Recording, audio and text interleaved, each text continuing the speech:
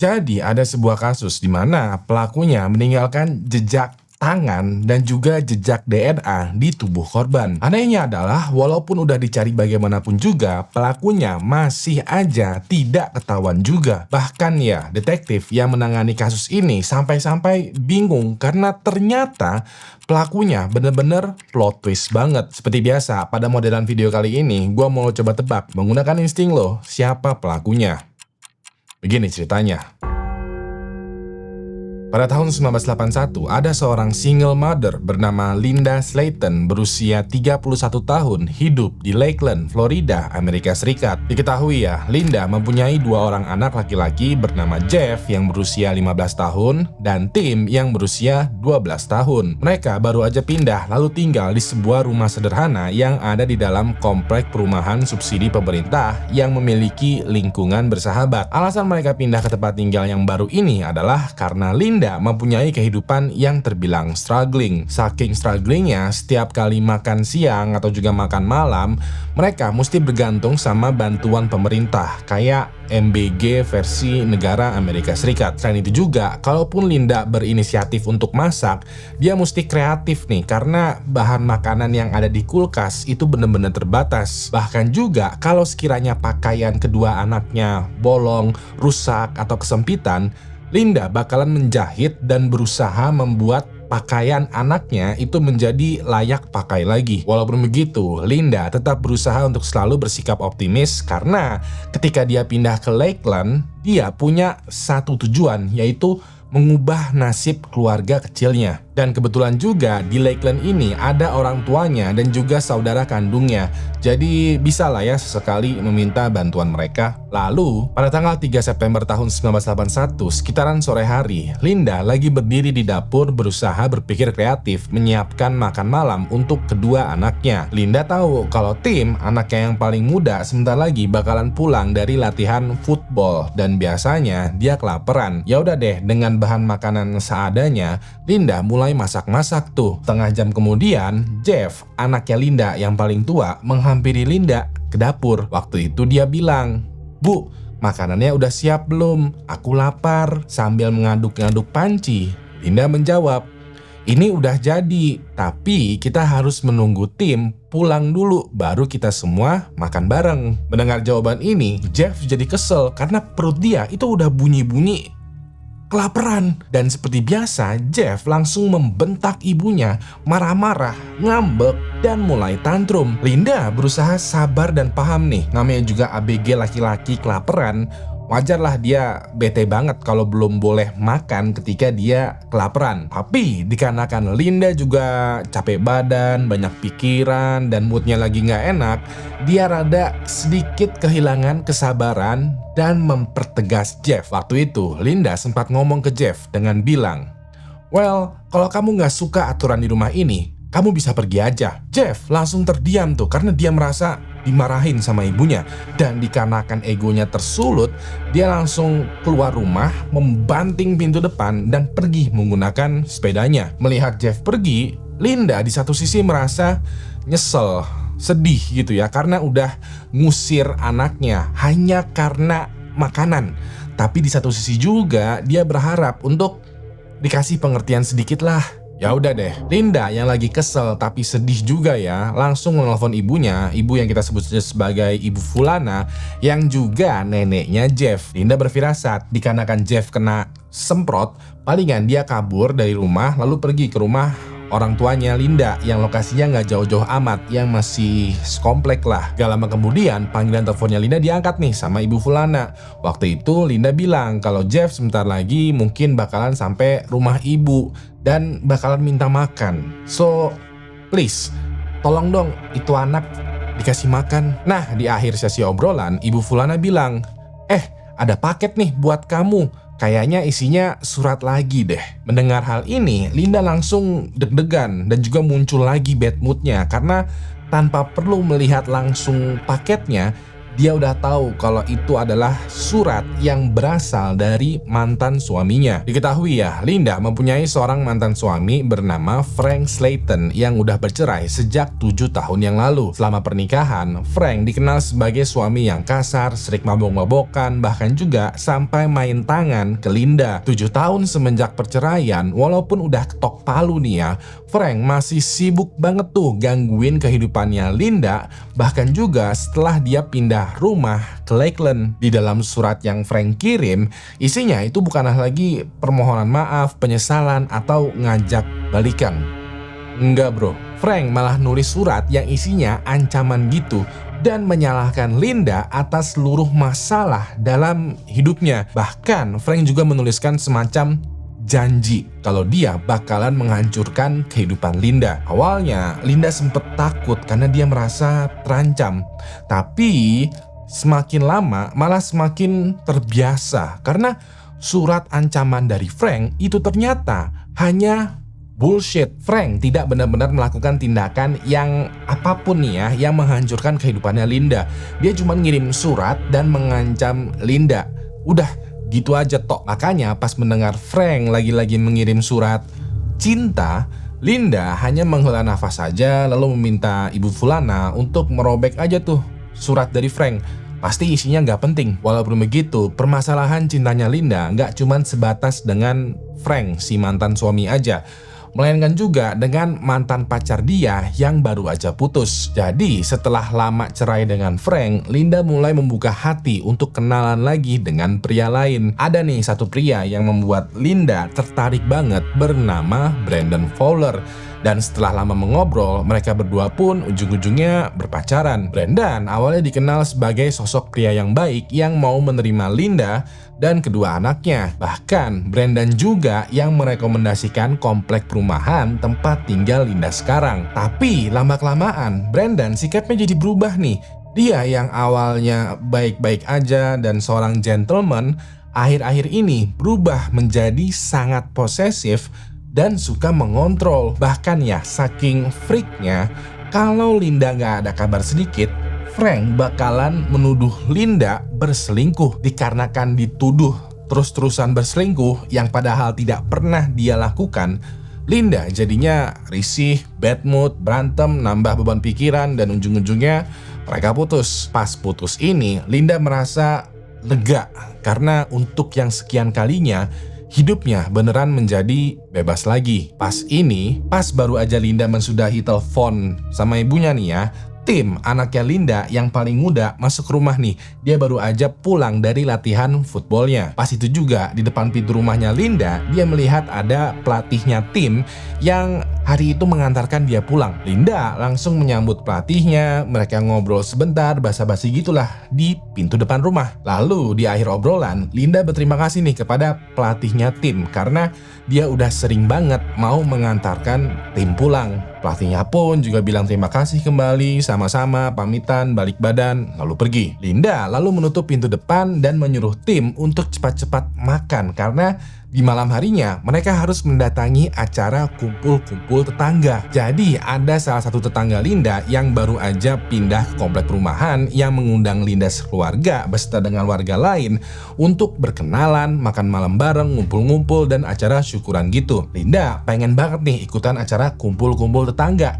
Secara dia juga adalah warga yang terbilang baru dan siapa tahu juga Linda bisa dapat rezeki, kerjaan, atau kesempatan baru di acara kumpul-kumpul tetangga ini. Terlebih lagi kakaknya Linda yang bernama Judy Butler yang tinggal sekomplek bareng bakalan hadir juga di acara kumpulan ini. Bisalah nanti dia ngobrol dengan kakaknya. Ya udah deh, sekitaran jam 7.30 malam, Linda bersama Tim mendatangi tuh rumahnya tetangga. Di sana mereka berdua bersosialisasi dengan warga sekomplek lainnya. Beberapa jam kemudian, sekitaran jam 11 malam, Linda dan Tim berjalan pulang ke rumahnya. Namun pada saat udah sampai di depan pintu rumah, mereka melihat kalau pintu rumahnya terbuka sedikit. Linda yakin banget sebelum dia pergi, dia udah tutup pintunya rapat-rapat. Jadi dia merasa asing kalau sekarang pintu rumahnya terbuka sedikit. Linda pelan-pelan masuk nih ke dalam rumahnya sambil menjaga Tim, anak yang paling muda, di belakang. Pas dia ngeliat ke arah dapur, Dia ngeliat ada satu orang duduk di meja makan dan pas dia perhatikan lagi, satu orang ini kayaknya gak asing deh. Dan ternyata orang ini adalah Jeff, anaknya Linda yang mungkin baru aja pulang dari rumah neneknya dan menunggu nih kedatangannya Linda. Ya udah deh, Linda jalan ke dapur dan menunggu diajak ngobrol sama Jeff. Sedangkan Tim jalan masuk ke kamarnya. Pas ini Jeff meminta maaf kalau dia tadi ngambek dan tantrum karena kelaparan. Linda pun juga minta maaf karena sempat tersundut emosinya yang ujung-ujungnya membentak dia. Anak ibu ini pun akhirnya berpelukan, maaf-maafan, sayang-sayangan, lalu bersiap-siap untuk tidur malam. Besok harinya, pada tanggal 4 September tahun 1981, sekitaran jam 8.30 pagi, Judy, kakaknya Linda, berjalan menuju ke rumahnya Linda. Seperti rutinitas biasanya, Judy mau mampir sekaligus juga numpang ngopi di rumahnya Linda. Tapi beberapa momen setelah ketok-ketok, pintunya itu masih belum dibukain. Judy ketok-ketok lagi pintunya dan masih nggak ada jawaban juga nih. Dia merasa aneh karena Linda selalu membuka pintu dan setidaknya menjawab lah kalau ada ketokan. Ini kok beneran sama sekali nggak ada respon. Pas ini Judy berpikiran, bisa jadi ya Linda udah pergi keluar rumah beraktivitas duluan dari tadi pagi, atau mungkin dia masih tidur, bangunnya kesiangan. Judy awalnya mau balik lagi tuh ke rumah, mau nyamperin Linda agak siangan aja lah. Tapi pas dia jalan balik, dia notice kalau salah satu jendela di rumahnya Linda gak ada kasanya, yang notabene-nya jadinya terbuka. Judy curiga dong karena gak pernah nih dalam sejarah kejadian begini. Linda juga gak pernah cerita perihal masalah jendela rumahnya. Dia coba intip tuh kamarnya Linda dari jendela, dan pada momen ini dia ngeliat Linda lagi tidur di atas kasur dan bener-bener pules banget. Ya udah deh, Judy langsung kayak lega karena terjawab sudah. Linda cuman masih tidur aja. Tapi setelah dia liatin cukup lama ya, kok kayak ada yang aneh sama posisi tidurnya Linda. Judy menyipitkan matanya gitu, kayak lagi nge-scan apa yang aneh dari posisi tidurnya Linda. Beberapa detik kemudian, Judy akhirnya menyadari sesuatu. Seketika nih ya, dia langsung melangkah mundur dan langsung teriak minta tolong. Gak lama kemudian, sekitaran jam 9 pagi, mobil polisi dan ambulans mulai nih berdatangan ke kompleks perumahannya Linda. Mereka pada memasang pita crime scene di sekeliling rumahnya Linda. Pada kasus ini, pihak kepolisian mentugaskan satu orang detektif bernama Edgar Pickett untuk menginvestigasi kasusnya Linda. Pagi itu, pada saat Edgar tiba di rumahnya Linda, dia ngelihat ada dua remaja kecil, Jeff dan Tim, anaknya Linda, lagi duduk di lantai teras depan rumah. Jeff waktu itu posisinya lagi ngelihat ke depan dengan tatapan mata kosong dan muka yang masih bantal banget, kayak orang baru bangun tidur. Sedangkan Tim di sebelahnya itu lagi jongkok, meringkuk, berusaha menahan nangisnya. Mereka berdua juga masih menggunakan piyama yang besar kemungkinan mereka benar-benar literally baru aja bangun tidur dan hal pertama kali yang mereka dengar adalah kabar buruk. Edgar langsung menarik nafas panjang dan merasa nggak tega karena dari pemandangan ini aja dia udah paham kalau korbannya pasti adalah orang tua dari kedua remaja kecil ini. Beberapa momen selanjutnya, sesampainya Edgar di depan pintu kamarnya Linda, dia berhenti sejenak, lalu menarik nafas lagi. Pengalamannya selama puluhan tahun di kepolisian udah membuat dia terbiasa dengan menghadapi berbagai macam TKP. Tapi tetap aja ada perasaan gak enak ketika dia membuka pintu TKP karena dia tahu persis hal buruk telah terjadi di balik pintu. Dan begitu pintu kamar Linda terbuka, pemandangan di dalamnya langsung menunjukkan bahwa ini bukanlah kematian yang wajar. Edgar waktu itu melihat jenazahnya Linda terbaring di atas tempat tidur dalam kondisi yang mengenaskan. Di lehernya terlilit sebuah hanger kawat, semacam gantungan baju, dan spray di kasurnya juga dipenuhi bercak darah. Lebih parahnya lagi adalah bagian atas tubuhnya Linda itu nggak ada pakaian sama sekali. Yang bisa dibilang Linda ditemukan dalam kondisi setengah telanjang. Dari sini aja Edgar berpikiran besar kemungkinan kalau motifnya pelaku pasti mengandung kekerasan seksual. Edgar lalu mendekat untuk memeriksa lebih detail lagi. Pas ini dia melihat ada semacam goresan-goresan panjang di lehernya Linda. Goresannya ini itu kayak terlihat seperti bekas kuku yang seolah-olah Linda besar kemungkinan sempat berusaha banget melawan atau melepaskan hanger yang mencekik lehernya. Yang artinya juga besar kemungkinan pada saat pelaku menyerang Linda, dia sempat melawan dan dikarenakan kalah tenaga, Linda pada akhirnya meninggal dunia. Selain memperhatikan luka di tubuh Linda, Edgar juga mencoba memperkirakan kapan kira-kira peristiwa penyerangan ini terjadi. Dan dari pengamatan singkat, melihat dari kondisi tubuhnya yang udah mulai kaku dan suhu tubuhnya mulai mendingin, besar kemungkinan Linda dihabisi pada malam hari pada saat dia beranjak tidur. Yang artinya juga pada saat Linda dihabisi, kedua anaknya itu lagi tidur persis di sebelah kamarnya Linda. Selanjutnya, setelah selesai memeriksa jenazahnya Linda, Edgar memeriksa nih situasi TKP. Persisnya adalah kamarnya Linda. Sekilas, kamarnya Linda relatif rapih. Nggak ada tuh bekas-bekas perkelahian, nggak ada barang berantakan, laci yang terbongkar, dan walaupun pintu lemari bajunya Linda terbuka, seluruh barang berharganya masih ada di tempatnya. Bahkan ya, tasnya Linda itu masih disimpan rapih lengkap dengan seluruh isinya. Yang artinya, kasusnya Linda bukanlah kasus perampokan yang berujung penghabisan, melainkan murni kasus penghabisan. Satu-satunya spot yang berantakan adalah kasurnya Linda aja, yang artinya motif dari kasus ini adalah murni hanya untuk menghabisi Linda. Pas ini, Detektif Edgar memeriksa tuh pintu kamarnya Linda, pintu depan, dan pintu belakang. Hasilnya adalah tidak ditemukan indikasi kalau ketiga pintu itu dibuka secara paksa. Dari sini, Edgar berpikiran, bisa jadi pelakunya adalah orang yang Linda kenal. Bisa jadi pada malam kemarin Linda tanpa sepengetahuannya ya mempersilahkan pelaku masuk ke kamarnya. Walaupun begitu, berdasarkan kesaksian kedua anaknya Linda yang diambil sama petugas polisi lain, pada malam kemarin gak ada satupun tamu yang datang. Mereka bilang kalau semalaman mereka bertiga aja, dan terakhir kali mereka melihat ibunya adalah pada saat mereka mau tidur di kamar masing-masing. Mendapati info ini, Edgar rada-rada percaya dengan kesaksian kedua anaknya, karena kalau Linda menerima tamu setelah kedua anaknya tidur, di ruang tamu atau ruang tengah pastinya ada semacam keributan. Dan kalaupun Linda diam-diam ya langsung memasukkan pelaku ke kamarnya, pastinya kamarnya berantakan karena terjadi keributan. Dan kalau ada keributan, pasti anaknya bangun. Nah, ini di ruang tengah, ruang tamu, dan juga kamarnya Linda terbilang rapih, yang artinya pelaku tidak masuk melalui pintu, melainkan dari tempat lain, yang besar kemungkinan adalah dari jendela yang tadi sempat dilihat sama Judy. Edgar lalu keluar rumah dan melihat jendela kamarnya Linda, dan bener banget kasa dari jendelanya itu udah nggak ada. Dan bisa jadi nih ya pelaku masuk dari jendela ini. Sambil memeriksa jendela ini dengan detail, Edgar meminta petugas polisi lain untuk mengambil sampel sidik jari di sekitaran jendela. Dan bener banget, Edgar waktu itu tidak hanya menemukan satu sidik jari, tapi juga satu sidik tangan full nyeplak di kaca jendela. Sidik tangan ini langsung dimasukkan ke database untuk dicari kecocokannya.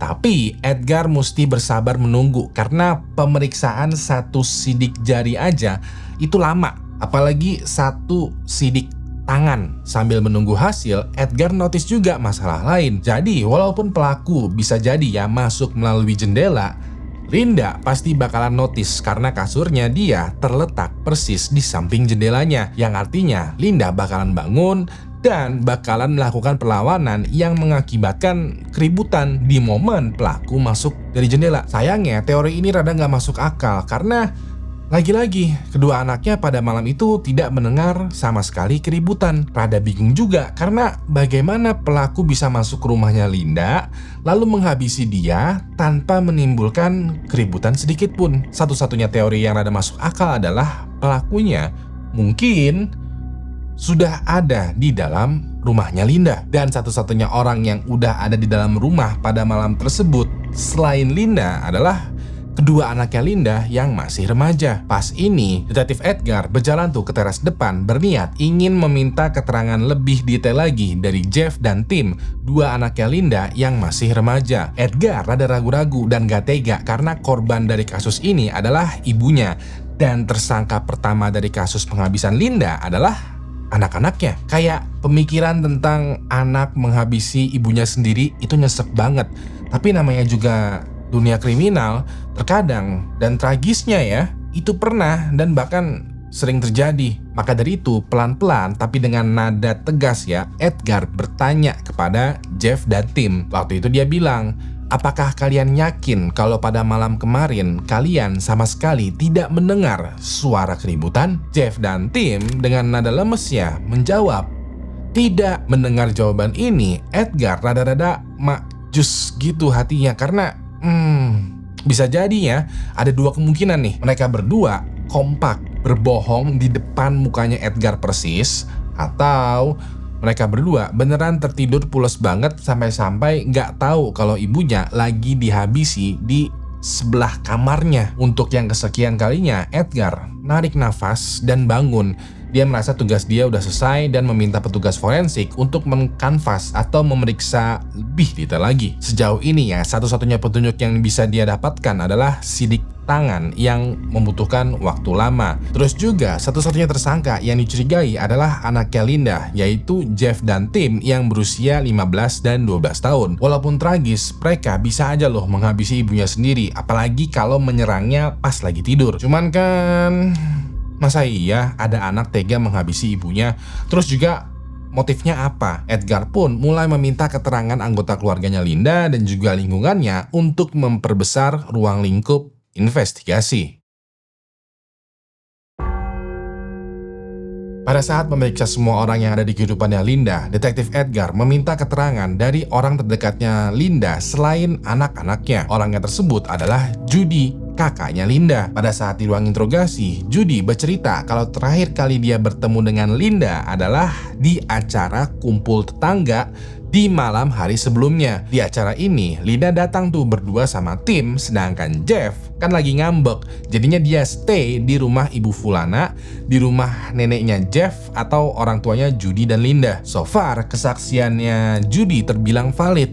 Beberapa tetangga melihat Linda, Judy, dan Tim di acara kumpul keluarga, dan Ibu Fulana beneran lagi di rumah nemenin Jeff. Detektif Edgar lalu berusaha mencari informasi lebih perihal acara kumpul tetangga ini. Kayak di sana ngobrolin apa aja, adakah tetangga yang mencurigakan, atau Linda sempat curhat apa. Pas ini, Judy bilang kalau obrolan Linda di acara tersebut terbilang normal aja. Dia cerita kalau dia sekarang lagi sibuk kerja serabutan, memenuhi kebutuhan hidup, cerita tentang anak, terus juga cerita tentang tangga, dan gak ada yang aneh. Tapi Linda sempat cerita kalau dia dapat kabar dari ibunya kalau Linda baru aja mendapatkan surat lagi dari mantan suaminya. Judy pun bercerita kalau mantan suaminya Linda itu bernama Frank Slayton, dan semenjak mereka bercerai, Frank rajin banget nih mengirimkan surat ke orang tuanya Linda, dan isi suratnya ini adalah ancaman kalau dia bakalan menghancurkan kehidupannya Linda. Mendengar cerita ini, Detektif Edgar telinganya itu langsung bergerak nih, kayak mendapatkan insting kalau Frank bisa jadi juga adalah tersangkanya.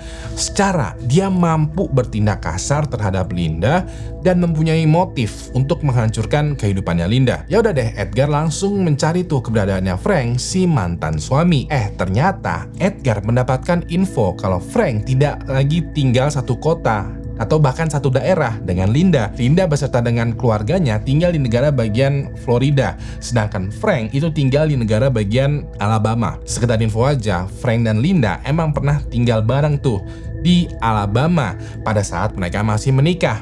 Tapi setelah bercerai, Linda balik lagi ke Florida untuk hidup dekat bersama dengan kakak dan orang tuanya. Ya udah deh, mau nggak mau Detektif Edgar samperin tuh Frank yang ada di Alabama, yang notabene-nya jauh banget, jaraknya sekitaran 500 km atau sekitaran dari kota Jakarta menuju Malang. Sehingga cerita, Frank bersedia tuh dimintai keterangan. Dia pun duduk di kantor polisi yang ada di Alabama, Amerika Serikat. Detektif Edgar memulai interogasi dengan bertanya, bagaimana hubungan kamu dengan Linda? Pas ini Frank malah tersenyum dan menjawab, hubungan saya dengan Linda berantakan, Pak. Maka dari itu saya menjadikan dia sebagai pelampiasan. Frank bercerita kalau semenjak dia bercerai dengan Linda, kehidupannya itu menjadi hancur. Cenah, dikarenakan hal tersebut, dia mengirimkan surat berisi menyalahkan Linda sebagai penyebab dari kehancuran hidupnya Frank. Bahkan ya, Frank mengakui kalau di beberapa surat itu dia menyisipkan janji untuk menghancurkan kehidupannya Linda. Tapi Frank malah menegaskan kalau kebencian dia terhadap Linda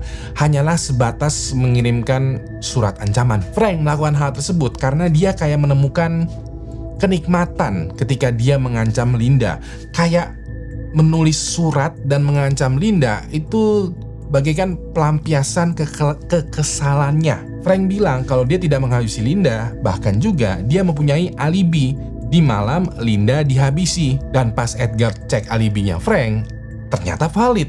Dia sedang bersama dengan keluarga dan teman-temannya. Walaupun begitu, Frank tidak dicoret dari daftar tersangka karena bisa jadi ya, dia pergi pulang dari Alabama menuju ke Florida di satu malam yang sama. Setelah itu, Detektif Edgar balik lagi nih ke Florida untuk menginterogasi orang kedua yang ada di daftar tersangka. Orang ini bernama Brandon Fowler yang diketahui adalah mantan pacarnya Linda yang terkenal posesif. Sesampainya di kantor kepolisian Florida, Edgar udah berhadapan nih dengan Brandon di ruang interogasi. Edgar bertanya tuh perihal hubungannya Brandon dengan Linda dan pas ini dia menjawab kalau dia sebenarnya sayang banget sama Linda, tapi Linda diam-diam ternyata tukang selingkuh. Detektif Edgar agak tertegun mendengar statement ini karena so far nggak ada yang bilang perihal selingkuhannya Linda.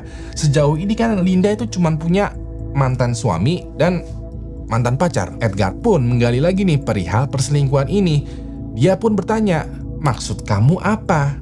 Coba jelaskan lebih detail lagi. Brandon pas ini menjawab, Linda sering gak ada kabar dan saya pernah melihat Linda berbicara dengan pria lain. Brandon bercerita kalau dia pernah diam-diam mengawasi Linda dan sering banget tuh ngelihat Linda ngobrol sama satu orang pria yang sama. Gak lama setelah ngobrol, Brandon langsung melabrak Linda, menuduhnya tukang selingkuh, gak ada kabar, berantem, bla bla bla. Tapi Linda menepis tuduhan ini.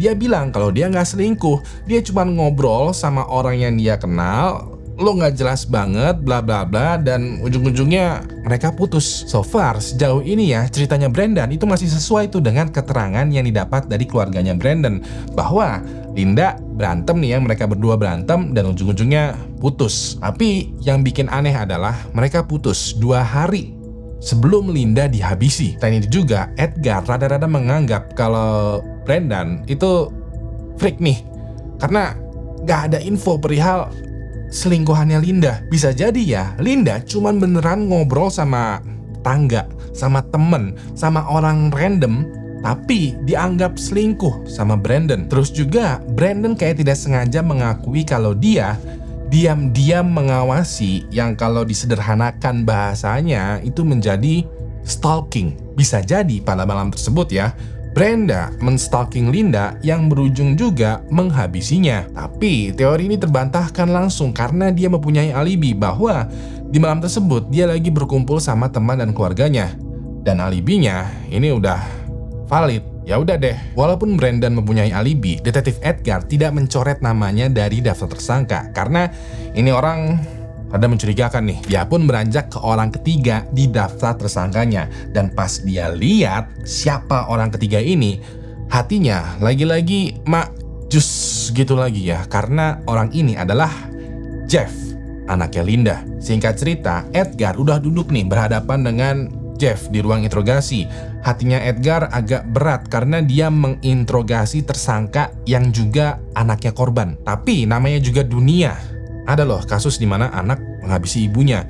Jadinya Edgar berusaha untuk profesional. Setelah basa-basi singkat, Edgar bertanya, apakah benar di malam sebelum ibu kamu ditemukan meninggal dunia, kamu berantem sama ibu kamu? Jeff dengan muka sedih dan juga menyesal menjawab, iya. Edgar paham kalau Jeff bersedih secara ibunya dihabisin secara brutal. Yang Edgar gak paham adalah kenapa Jeff menyesal. Jeff waktu itu bercerita kalau dia itu menyesal karena dia nggak dengar ibunya lagi dihabisi.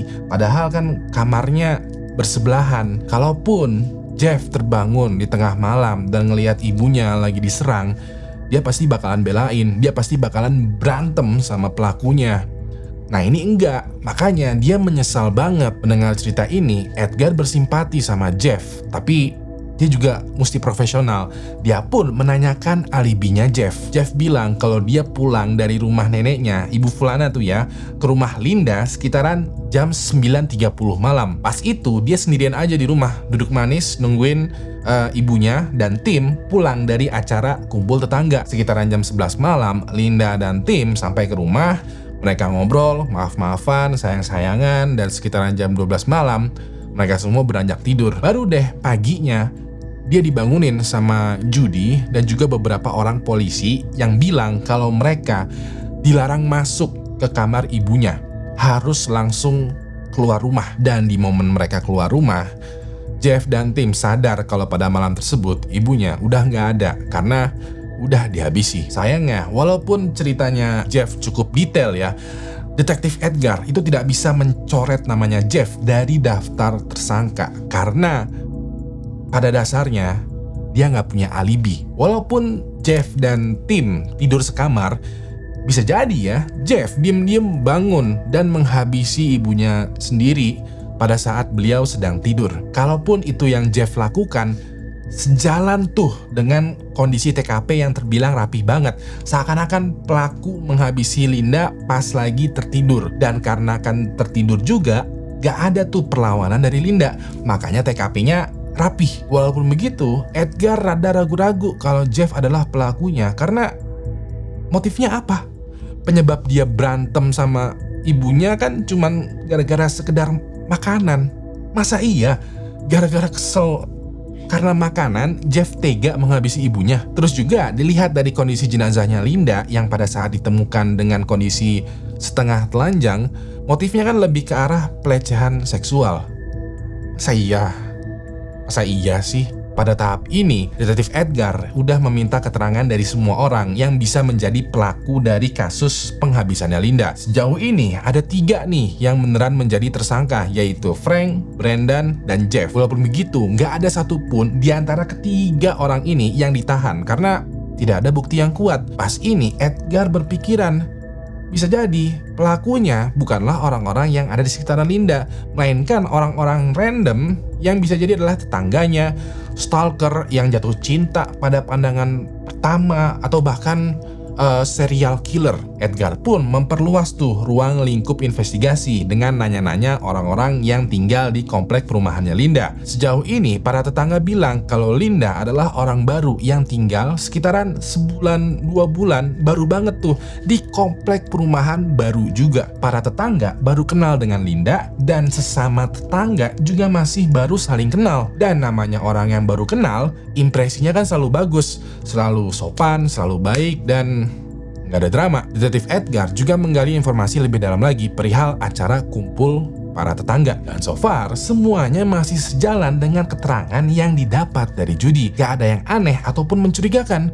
Semuanya normal. Beberapa bulan kemudian, Detektif Edgar mulai beranggapan kalau pelaku dari kasusnya Linda adalah orang random. Edgar memeriksa semua keterangan orang-orang yang ada di sekitaran Linda, kayak mantan pacar, mantan suami, anaknya, semua.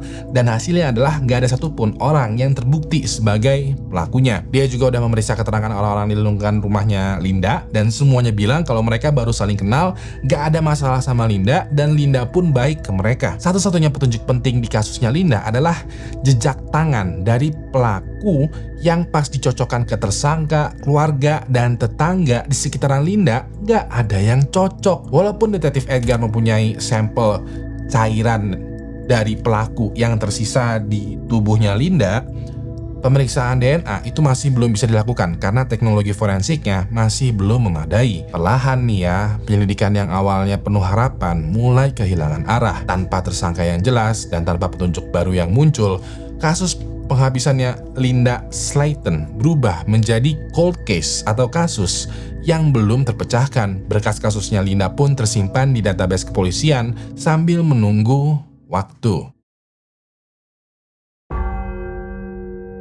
Pada tahun 2001, 20 tahun setelah kasus penghabisannya Linda, Detektif Edgar yang pertama kali menangani kasusnya Linda udah lama pensiun. Waktu itu ada satu orang detektif bernama Brad Grice yang membuka lagi berkas kasusnya Linda karena dia ditugaskan untuk memecahkan kasus-kasus yang tidak terpecahkan. Pada saat dia lagi membaca berkas yang diinvestigasi sama Detektif Edgar, Semuanya udah terdokumentasi dan udah jelas tuh daftar tersangka, bukti, dan juga petunjuknya. Waktu itu detektif Edgar mentok karena teknologi forensik itu belum cukup memadai. Sedangkan pas diinvestigasi sama detektif Brad, teknologi forensik udah cukup maju. Dan di antara bukti dan petunjuk yang terkumpul, ada 2 petunjuk yang masih belum sepenuhnya terungkap, yaitu jejak tangannya si pelaku yang ada di jendela dan juga sisa cairan tubuh pelaku yang ditemukan di jenazahnya Linda. Pas ini, Brad langsung meminta lab forensik untuk meneliti ulang 2 petunjuk tadi menggunakan teknologi forensik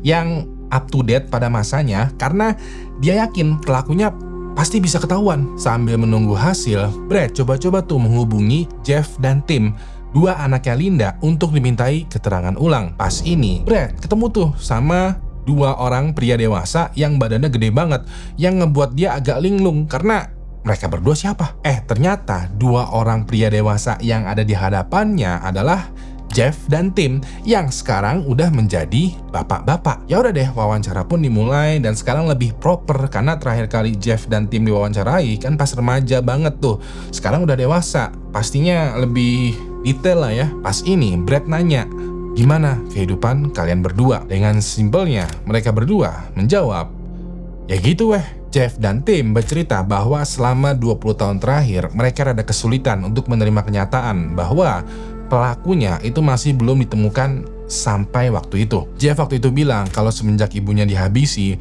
dia nggak bisa tidur dengan nyenyak, gampang terbangun, bahkan ya dia selalu tidur dengan pisau di balik bantalnya. Dia juga menjadi depresi dan merasa bersalah banget sampai-sampai dia drop out dari high school dan selalu paranoid karena bisa jadi dia adalah korban selanjutnya. Di sisi lain, semenjak ibunya dihabisi, Tim awalnya juga sama. Dia sempat gak tenang, depresi, dan lain sebagainya. Tapi dia menyalurkan semua hal tersebut dengan bermain football. Sebagaimana yang gue ceritain, Tim udah latihan football bersama dengan pelatihnya yang selalu nganterin dia pulang semenjak ibunya masih ada. Dan dikarenakan football adalah satu-satunya cara yang dia ketahuin untuk coping, pelatih dan teman-temannya juga support untuk bermain football, ya udin, dia lanjutin terus. Bisa dibilang ya, Tim lebih mendingan lah menerima kenyataan dibandingkan dengan Jeff. Beberapa momen setelah ngobrol ini, Brad bilang kalau selama 4 tahun terakhir nih ya, dia udah ngumpulin berbagai macam sampel DNA dari beberapa orang tersangka. Beberapa orang tersangka tersebut adalah Frank, mantan suaminya Linda, Brandon, mantan pacarnya Linda, bahkan juga orang-orang yang pernah tinggal satu lingkungan dengan Linda. Brad lalu menatap tajam ke Jeff dan Tim sambil bilang, "Tinggal lo berdua doang nih yang belum diambil sampel DNA-nya.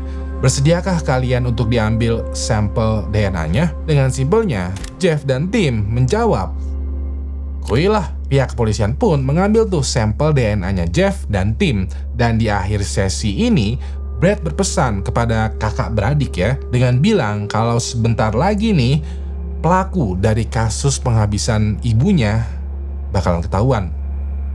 Sekarang pertanyaannya, lo tahu nggak siapa pelakunya? Jadi, sebelum gue melanjutkan cerita dan ngasih tahu siapa pelaku dari kasus penghabisannya Linda, gue mau lo coba tebak dulu nih, menggunakan insting lo, siapa pelaku sebenarnya? Pada kasus ini, tersangkanya ada 3 nih. Pertama adalah Frank, mantan suaminya Linda yang dikenal pemabok, KDRT, dan juga terus-terusan bakalan menghancurkan kehidupannya Linda. Kedua adalah Brandon, mantan pacarnya Linda yang dikenal rada-rada freak karena dia posesif, stalking, dan menuduh Linda berselingkuh. Lalu yang ketiga adalah Jeff, anaknya Linda yang pada malam sebelum Linda dihabisi, dia lagi berantem sama Linda. Nah, gua kasih lo waktu sekitaran 5 detik untuk menebak menggunakan insting lo siapa sekiranya pelaku atau dalang dari kasus penghabisan ini.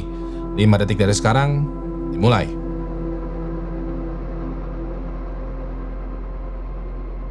Dah? Gue mau tahan betul jawaban lo karena berdasarkan kesaksian, investigasi, dan juga bukti-bukti, gue bakal menceritakan sekiranya apa yang sebenarnya terjadi. Jadi, pada tanggal 3 September tahun 1981, pelaku sebenarnya udah men-stalking Linda dari sore. Bahkan ya, pelaku itu udah cukup dekat dengan Linda dan juga anak-anaknya.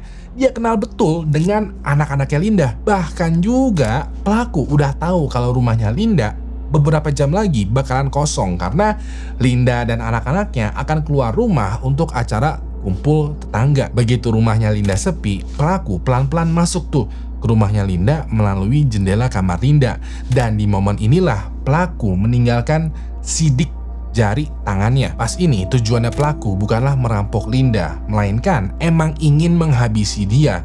Maka dari itu dia menunggu kedatangan Linda. Gak lama kemudian pelaku mendengar Linda masuk ke rumahnya dan dia ngobrol tuh sama anak-anaknya. Lalu sekitaran jam 12 malam ketika lampu udah pada mati dan semua orang udah pada tidur, pelaku tidak langsung melakukan aksinya. Dia malah berusaha untuk tidak tidur karena ingin memastikan banget kalau seluruh orang di rumah ini selain dirinya ya udah pada tidur semua. Sekiranya rumah udah bener-bener sepi banget, pelaku keluar dari tempat persembunyiannya sambil juga mengambil hanger atau gantungan baju yang terbuat dari kawat. Pelaku langsung menimpa tubuhnya Linda yang pada momen ini itu udah tertidur pulas. Dan begitu Linda terbangun, pelaku udah mencekikan hanger kawatnya ke lehernya Linda. Linda berusaha melawan dengan menggaruk-garuk kawat di lehernya.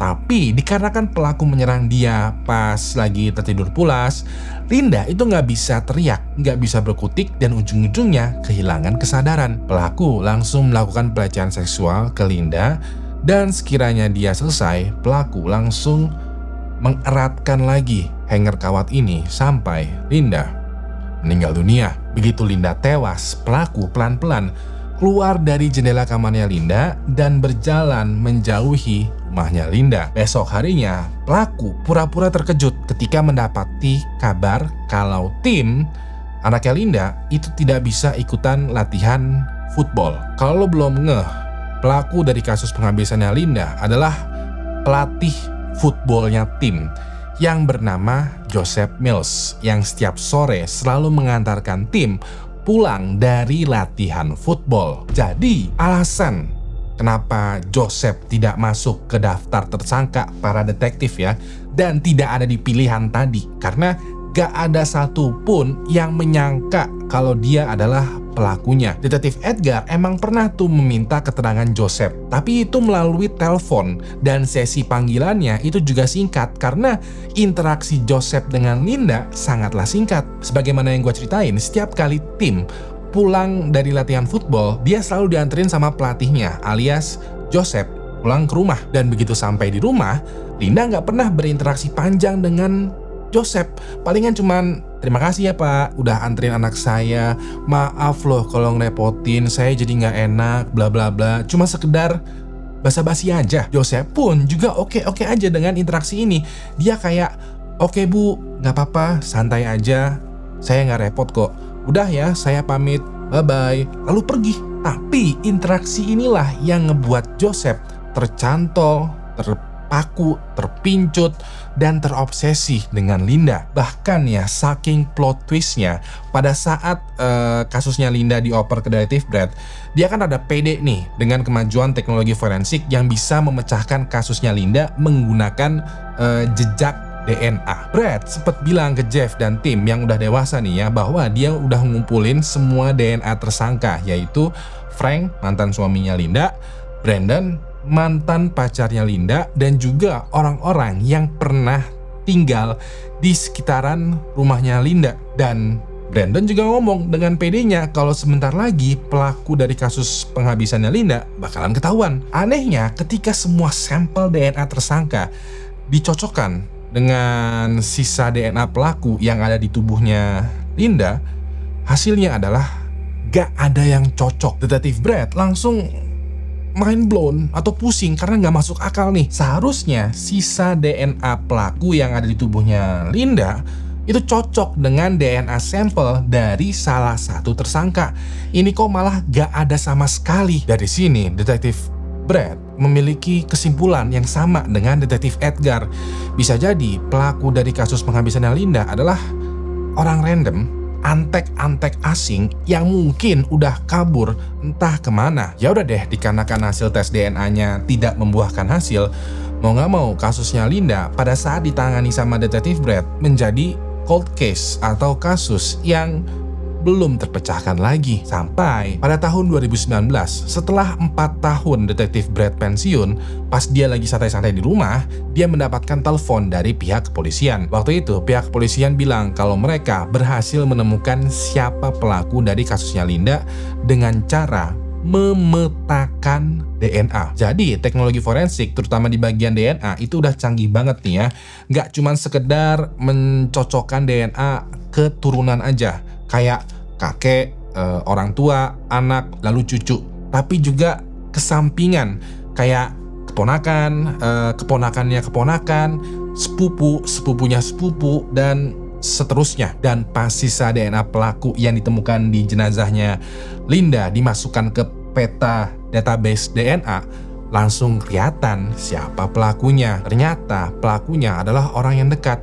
Bahkan ya saking dekatnya, dia malah membantu tim anaknya Linda untuk berduka cita dengan cara bermain football. Pelakunya bahkan sempat foto berbarengan dengan tim. Dan tim juga memajang foto pelaku dengan bangga. Yang padahal itu adalah foto dari pelaku penghabisan ibunya. Pelakunya adalah Joseph Mills, pelatih footballnya tim. Singkat cerita, pada bulan Desember tahun 2019, Joseph akhirnya ditangkap dan berdasarkan bukti DNA, dia dinyatakan bersalah atas pembunuhan tingkat pertama dan pelecehan seksual terhadap Linda Slayton. Joseph Mills lalu dijatuhi hukuman penjara seumur hidup tanpa pembebasan bersyarat. Motif dari kejahatannya sampai sekarang masih dipertanyakan, tapi banyak dugaan kalau dia memiliki obsesi berbahaya terhadap Linda. Edgar meminta petugas lain